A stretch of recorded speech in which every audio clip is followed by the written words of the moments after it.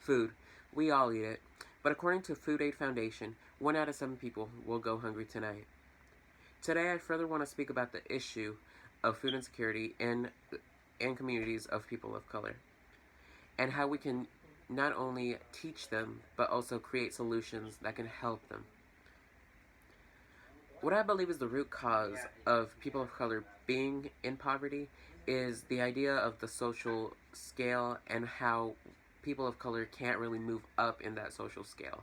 Mostly because they are always billed and have extra expenses, which kind of makes it difficult to be able to not only raise money but pay for certain expenses that rich people are able to buy and get. One of them being college funds and just education for their children. And that is one of the reasons why I believe that people of color are still living in this poverty slash working communities. Now, moving on, I wanted to talk about what will happen if we continue with this same idea of the rich being rich and the poor getting poorer. Well, if we continue doing this, we can see a diminish in not only the middle class, but also the working class. Because of so many bills and so many opportunities are not given to these people of color, we can see that that middle part of society might get diminished, and we won't have a middle class anymore or a working class, and we'll just have poor and rich. As MTSU students, I believe that we can help out in the community by just donating our time or even donating money if we have any. Donating to nonprofit organizations like Habitat for Humanity or Second Harvest Bank, which donate not only shelter but food to these people and give them an opportunity to rise up in that social scale. So moving on to my solutions, I first want to speak about my short-term solution. One of my short-term solutions is to not only have our voice being heard, but contact our state representatives and tell them that we do not agree with certain regulations that are going to be passed in Washington. According to Price in a 2017 article, Trump proposes cutting government funding on food stamp spending and even cutting programs like Meals on Wheels and creating stricter rules and qualifications on the amount a person can have on food stamps. Now, I don't know about y'all, but I think we can all agree that this is not a good way to end food insecurity and to end the fraud and all this bad stuff that is in this population of people using food stamps. I believe it's just taking the wrong route, and that we can have really bad consequences to this.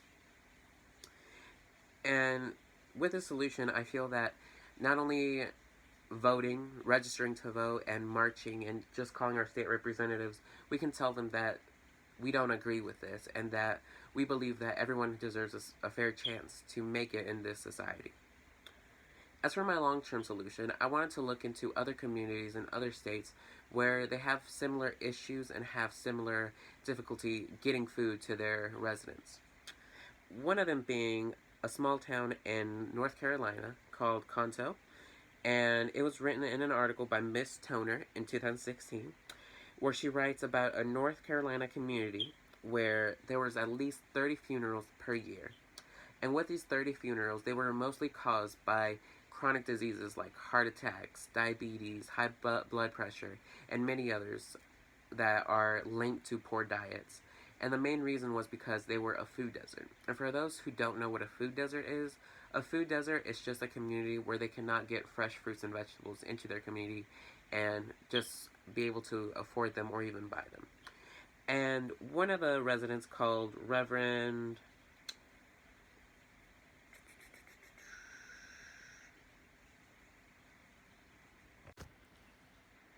Richard Joyner, he not only felt that his community was suffering through a bad disease and just overall bad food, he felt that there needed to be a change. And one of the changes he started was the local garden, where they started growing local fruits and vegetables, and gave these opportunities to this community to learn how to plant their own fruits and vegetables, to learn what nutrition is, to learn what good food is.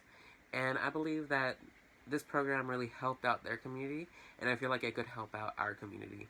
What I propose is that we incorporate this local garden into our schools and teach our schools and our younger students how to eat properly and how to grow their own fruits and vegetables.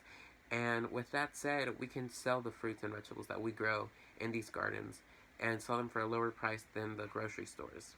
I believe that this will not only give the students a idea that they grew their own fruit and vegetables and that they know where it comes from and why it's healthy for them, but it also gives the families the opportunity to get these vegetables and fruits for a lower price than what they'll get it at the grocery store.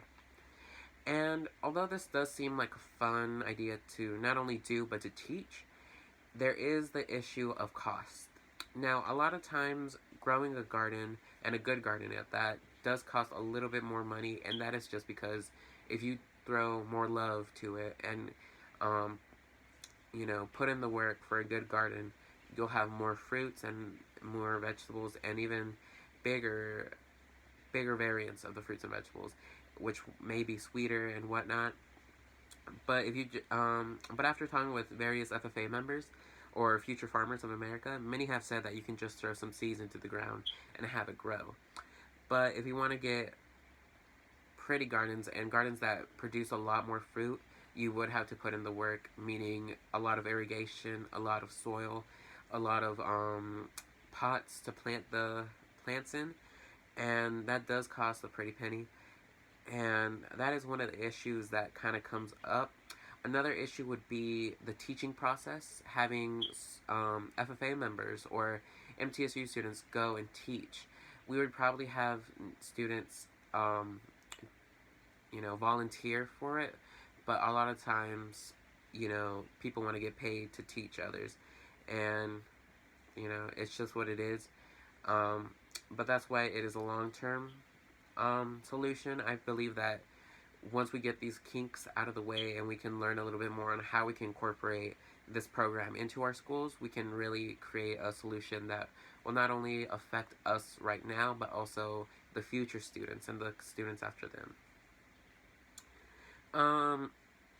As for how this benefits the community, I feel that not only does it give these families and minority families the opportunity to eat fresh fruits and vegetables, but also know what they are and know how to cook them and, just really know why they are important to us, not only nutritionally wise, but, just in general.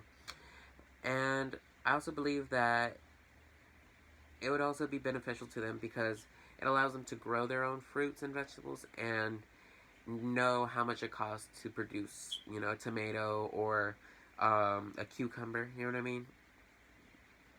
Extra benefits of growing a local garden in schools would be not only teaching the students and the teachers nutritional values and all this good stuff about what certain vegetables can do for you, but it can also teach them how to grow their own fruit, so whenever they go back home, they can buy a seed packet or they can plant some tomato seeds and grow their own gardens and, create like a little chain of schools and student houses with gardens, which would which would allow them to get food with no extra cost. As MTSU students, we have the power to show the government that we also have a voice and that we can change the future, not only for ourselves, but also for our families. I hope that this speech not only influences you as a student, but as future citizens, informing you that day by day people go hungry, not knowing where their next meal is going to come from. And I hope that you can be proud to live in a country where your voice can be a solution to this issue.